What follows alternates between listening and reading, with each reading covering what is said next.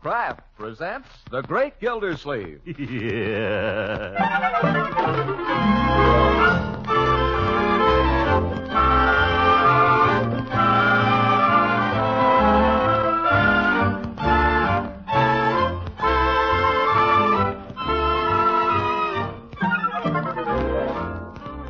It's The Great Gildersleeve, starring Harold Perry in a new season of fun for everyone. Brought to you by Kraft, makers of parquet margarine and a complete line of famous quality food products. No, Leroy. No, no, no. For the 1,001th time, no. Do you get it? No. What did he say, Leroy? He said no. Where is he? Out on the front porch on the swing. What's he doing? What do you think he's doing? Just lying there. Let me try him. You stay here. Well, it looks as if they were closing in on Uncle Throckmorton. But before they corner him, here's a special message from Kraft. Get a picture of this. A steaming hot dinner roll fresh out of the oven with its fragrant aroma tempting your appetite. But wait a moment. The picture isn't complete. Not until that roll is covered with a delicious spread, slowly melting into each fluffy morsel. And that's the spot for smooth, delicate-tasting parquet margarine. Parquet's fresh, light, taste-tempting flavor has made it the favorite spread in millions of American homes. It's smacking good on hot rolls, toast, bread, pancakes, and waffles. And if you haven't tried parquet, believe me, you have a taste treat waiting for you. Get a package of delicious, economical parquet, Parkay, parquet margarine at your food store tomorrow. Just taste it, and you'll know it's good, because parquet margarine is made by Kraft.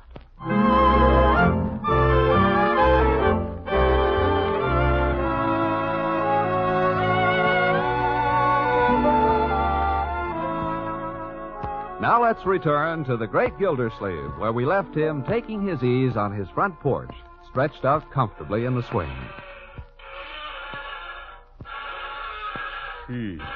Got to oil this thing. It squeaks. Unky, darling. Yes, my dear? Unky, mind if I sit down? Go right ahead. Oh, don't move. I don't want to disturb you. Sit down. Sit down. There's plenty of room. Just move my feet. Well. Yeah, I know. I got to oil it. Unky, darling. Yes, my dear? Would you like this pillow under your head? I had it under my head. It's too hot. Oh. Would you like me to swing you a little? That would be nice.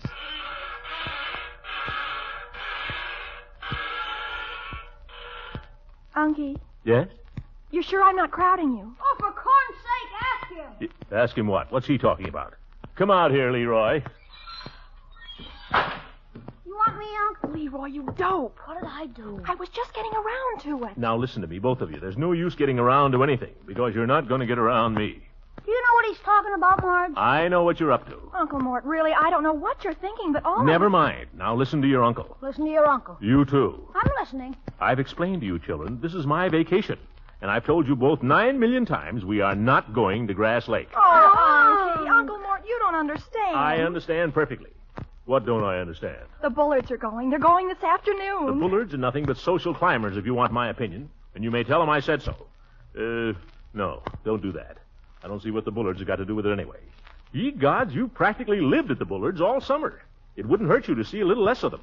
Particularly that Marshall. Very well, if that's the way you feel about it. But it might interest you to know that it wouldn't surprise me if I married Marshall one of these days. I'll bet it'd surprise Marshall. Oh, shut up. Leroy, you talk much too much. Hand me that newspaper. I'm sorry if I said anything about Marshall. Marshall's all right, in his way. It's that kid brother of his. Phew, that Craig. Unc. Yes? Never mind. What is it? I was going to ask you something, but if I asked you, you'd say no, so I guess I won't ask. If it has anything to do with Grass Lake, your assumption is correct. Gee, I haven't been swimming all summer, hardly. Some boys get to go swimming all the time. Yes, yes. Last time I was in swimming was the 4th of July. Yep, 4th of July. That was the last time.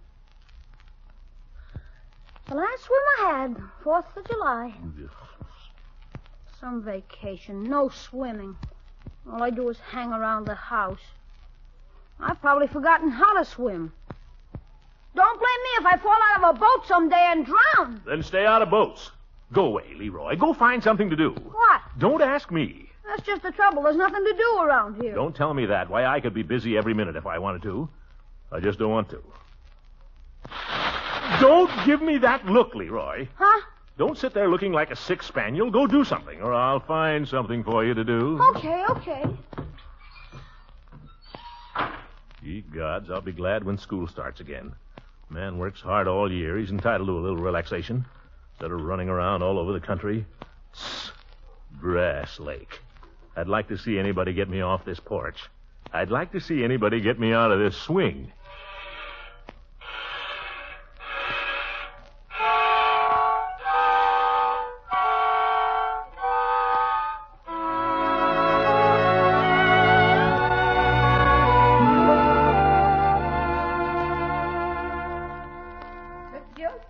Out here, Birdie, on the porch. I brought you something, Mr. Gildersleeve, a pitcher of nice cold lemonade. Well, that's mighty thoughtful of you, Birdie. Yes, sir. I said to myself, it's such a hot day, I bet Mr. Gildersleeve would like something cold to drink in case he gets thirsty. Well, you were right, Birdie. Set it right down here on the porch where I can reach down and grab it. Oh, my goodness, I forgot to bring you a glass. I'll go get you one. Who wants a glass? Here, I'll drink it out of the pitcher. Oh, Mr. Gildersleeve, that's no way. My goodness, look at that man drink.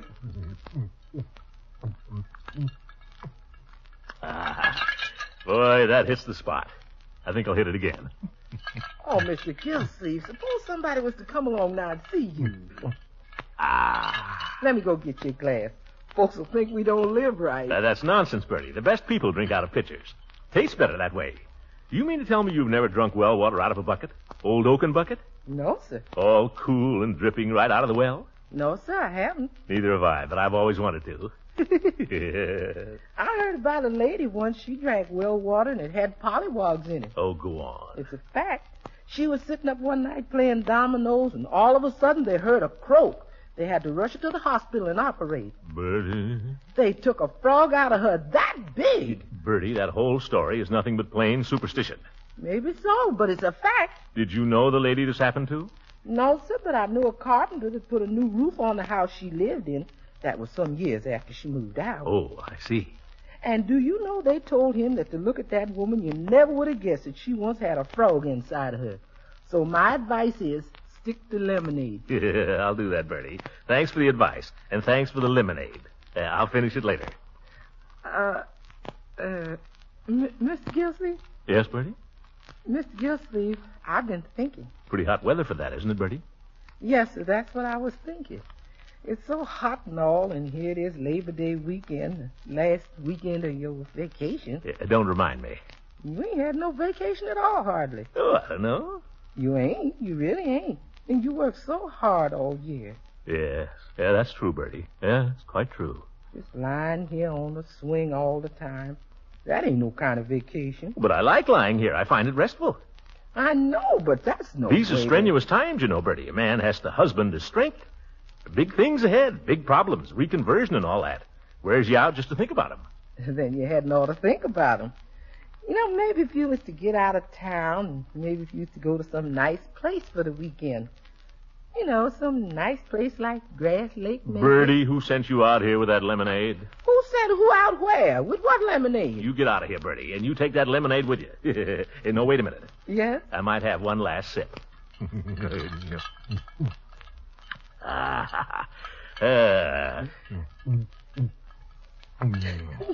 You'll have a sip, he says. There.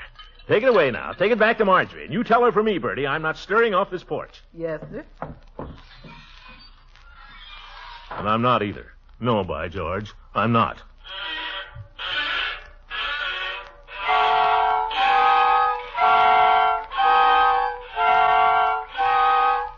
Well, if it is... Hey, Peavey. Oh, hello, Mr. Gildersleeve. Is it hot enough for you? I'm just about to ask you the same thing. What's your hurry? Come on up on the porch.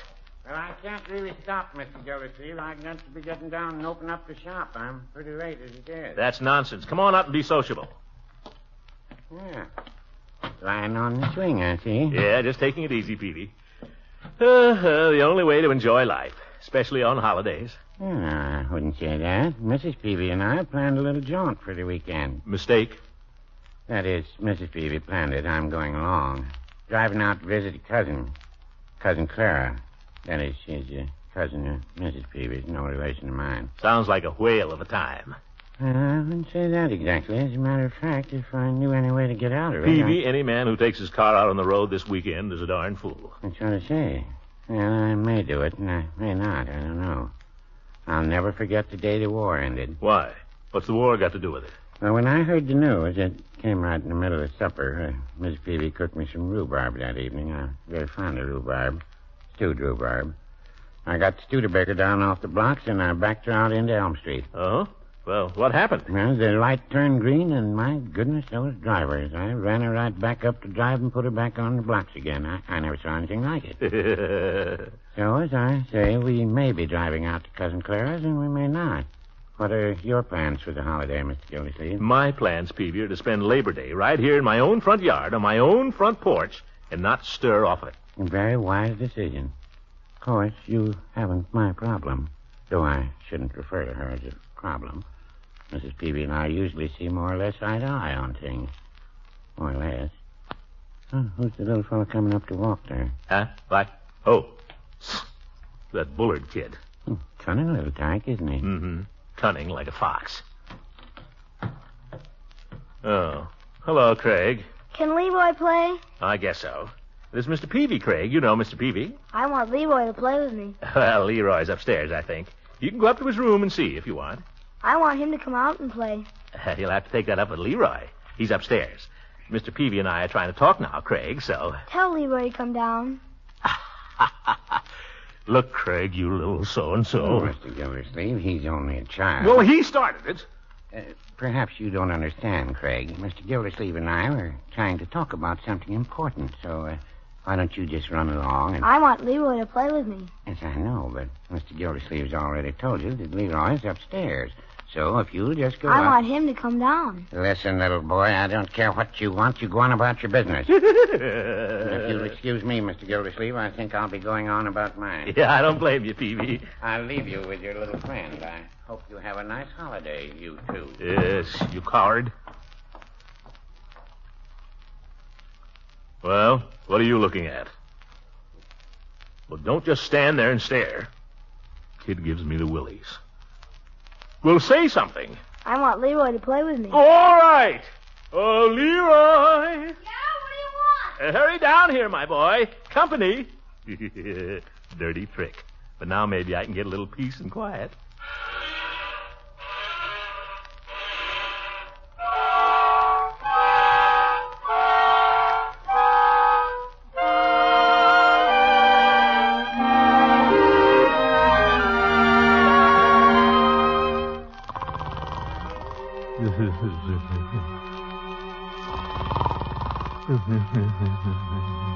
Uncle Mort, guess what?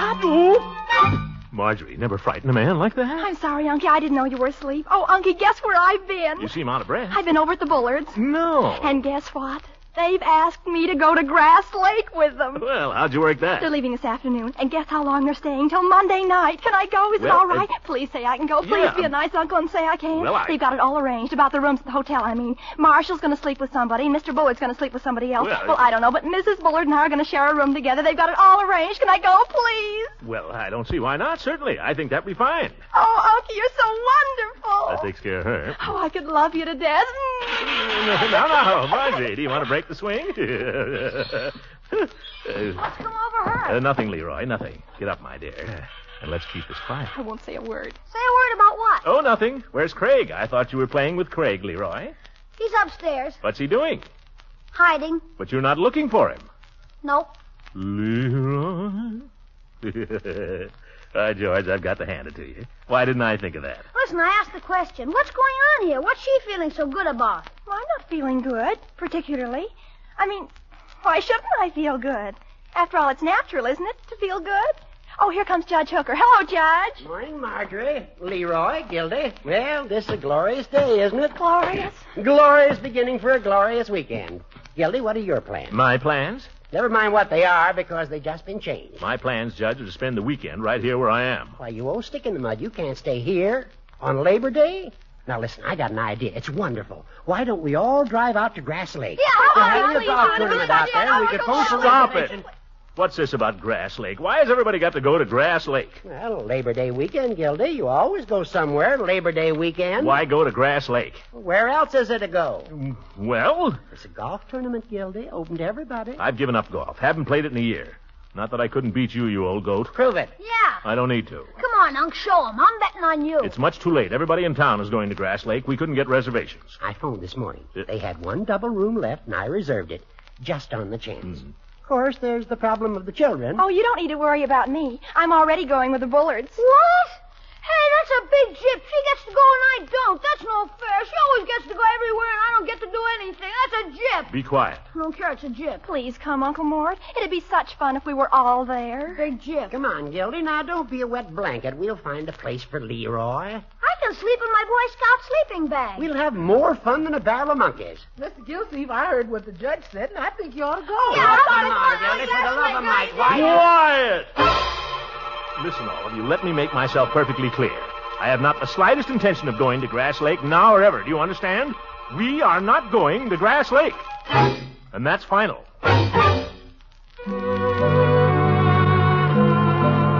So, we went to Grass Lake.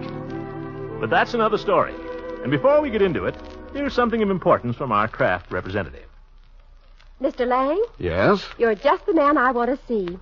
Why can't I always buy parquet margarine when I go to the store? The war's over, isn't it? Well, sure, everyone knows the war is over, but everyone doesn't know that our American food is still helping to feed a good part of the world. That accounts for temporary shortages of parquet in food stores. And today, lots more people, are buying parquet margarine because it tastes so good when you spread it on bread, hot toast, and rolls. I guess everyone in my family will agree to that. They think parquet is tops for flavor. And do they know what a wonderful aid parquet margarine is to good nutrition? Nutrition? You mean like food energy? Yes, of course. Parquet margarine is one of the richest energy foods you can serve. And it's also a dependable source of important vitamin A the whole year round. It's so economical, too. Right you are. And the good news is that more and more parquet margarine is becoming available in food stores throughout the country. So look for and buy this delicious spread with the fine, fresh flavor. Ask for Parquet, P-A-R-K-A-Y, Parquet margarine, made by Kraft.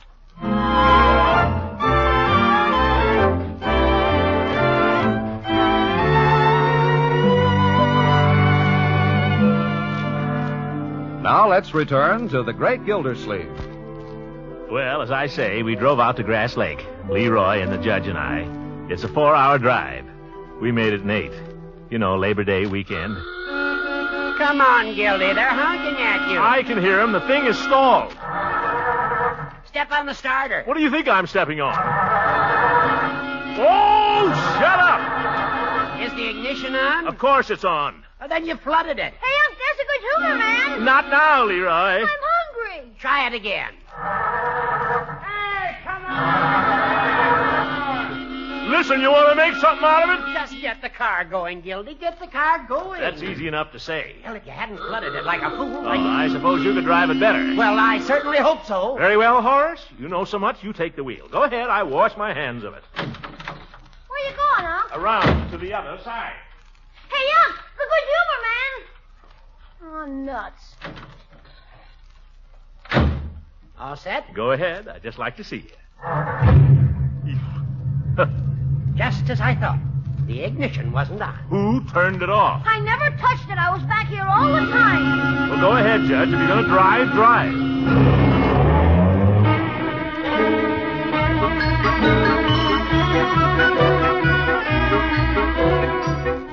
Well, we started off. I'd like to say at this point that the judge is without doubt one of the worst drivers in the whole of North America. Every time we came to a curve, stop the car, stop the car. Boy, that was close. Look, Horace, either I drive this car or I get out and walk. Have it your own way, Gildy. Have it your own way. Shove over. Get off of my foot. Well, if you'd get out and walk around instead of making me crawl over you. Hey, Unc. What? There's a man. He's selling popcorn. That's nice. All right. That's right. Strip the gears. They're my gears. Hey! Watch it, Gildy. Watch it. Listen, who's driving this car? You ask me, nobody.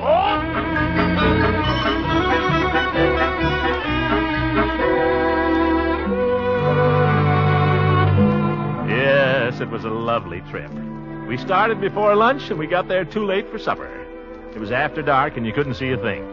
But there we were at beautiful Grass Lake. Pile out, Leroy. Leroy, wake up back there. Uh-huh. What? We're there. Hooray! Judge, you take the grips, and I'll get the golf bags. No, Gildy, I'll tell you. Why don't you take the grips and I'll take the golf bag? Judge, do we have to make a whole great big thing out of this? No, Gildy, of course not. Then don't be an old woman. Let's get this darn trunkle. Your uncle is evidently a little short-tempered, Leroy, as a result of his long trip. Leroy, you take your sleeping bag. Let's have it. I don't suppose they have a bellhop in this broken-down hotel. Well, as a matter of fact, Gildy, we're not staying at the hotel. Oh, what? No, we're staying at Honeymoon Cottage. Judge, you didn't tell me this. Well, it's perfectly all right, Gildy. It's owned by the hotel. Hotel was filled up, but it's right next door. Honeymoon Cottage, huh? All right, come on.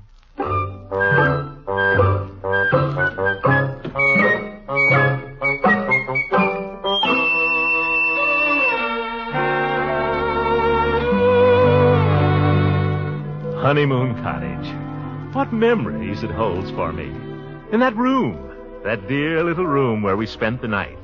They called it a double because it had a double bed. That's all it had. Holy smokes, is this where we sleep? Quaint, isn't it? You didn't mention the double bed, Judge. You didn't tell me about that. Well, I'll tell you, Gildy, Labor Day... You old goat, you knew about this all the time. Do you expect the two of us to sleep in that thing? Unless you want to sleep on the floor. Leroy is the lucky one. He brought a sleeping bag. Leroy, how would it be Oh, no, you don't. This sleeping bag is mine. I got it for my birthday, and I'm sleeping in it. I'm going to take it out on the lawn and sleep there. Oh, no, you're not. Why not? Because guests will be walking on you. You're going to sleep right in here with us. Oh, Corn, what's the use of having a sleeping bag? I'll tell you, Leroy. There seems to be a little balcony outside the window here. You could spread your sleeping bag out there. Hey, not bad. Somebody at the door, Gildy. Yeah, I'll go. Can Leroy play? What? You here? I want Leroy to play with me. Well, he can't. It's past his bedtime and it's way past yours. Now go back to your room. Ye gods. That was the little Bullard boy, wasn't it? Yes, it was, Judge. We drive all the way up here, 125 miles, and what do we get? Can Leroy play? I give up. Let's go to bed.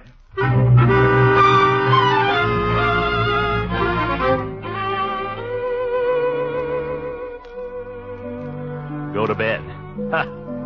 To bed, but not to sleep. Ever try to sleep with an old goat like Judge Hooker? All knees and elbows. And his feet, cold, like two dead flounders. Kept telling him to get 'em off of me. Get 'em off of me, Hooker. What's that? What's that? Shove over. You're hogging the bed. How can I be hogging it? I'm falling out. Well, somebody's hogging it. How about a little quiet in there? How can anybody sleep? Pipe down, Leroy. Pipe down. Well, I turned my pillow over and I tried again. The judge didn't have any trouble, though. He was asleep in no time. Oh, fine. I lay there and listened to that for a couple of hours. And then, finally, I began to doze off. I began to dream.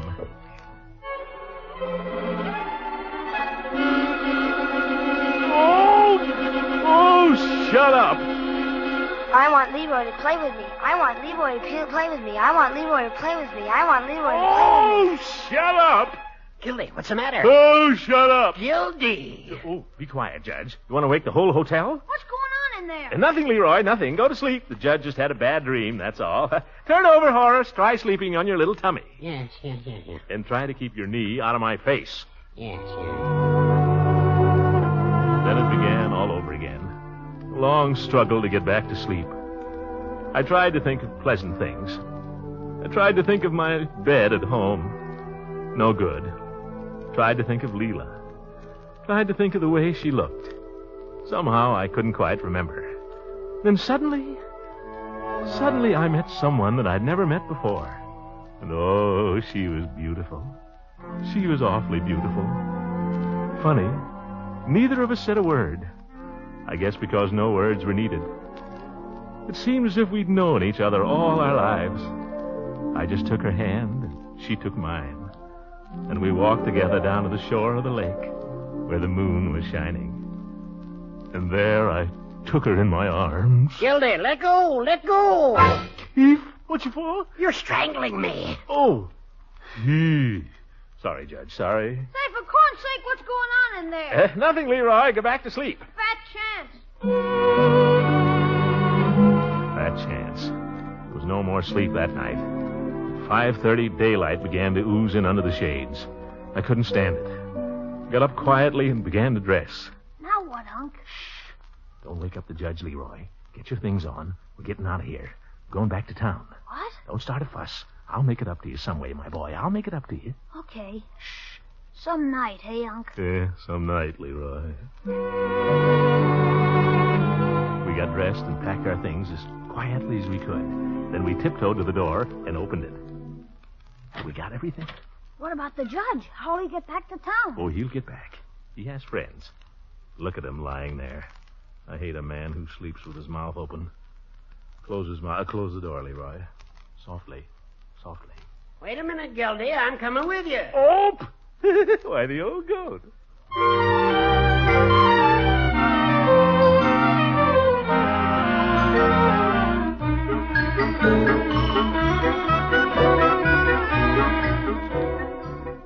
So it was back to town. Back to good old Summerfield.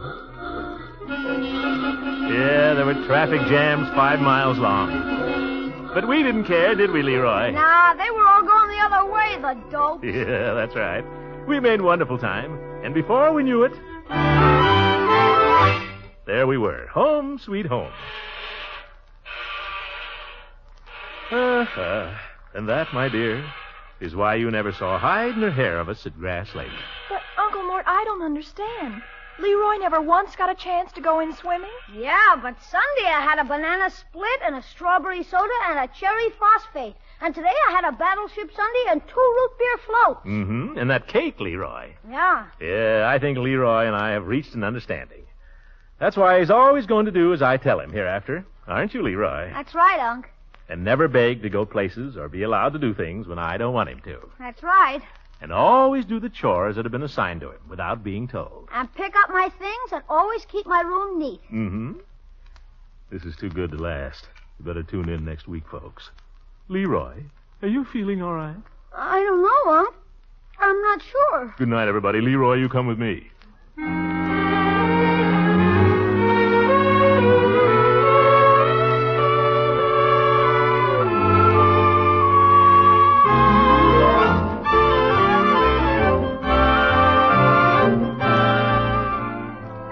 The Great Gildersleeve is played by Harold Perry.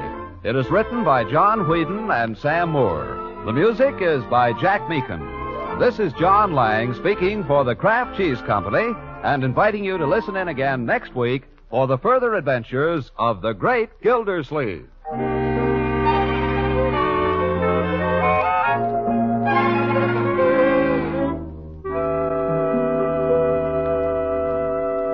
And now, something special. We mean that very special kind of cheese food women are finding so useful in meal planning.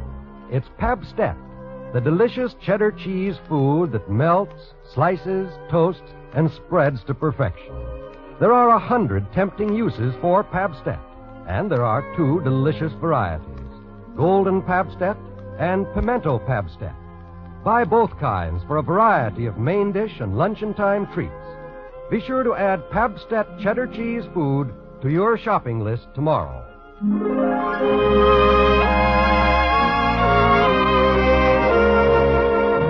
This is the National Broadcasting Company.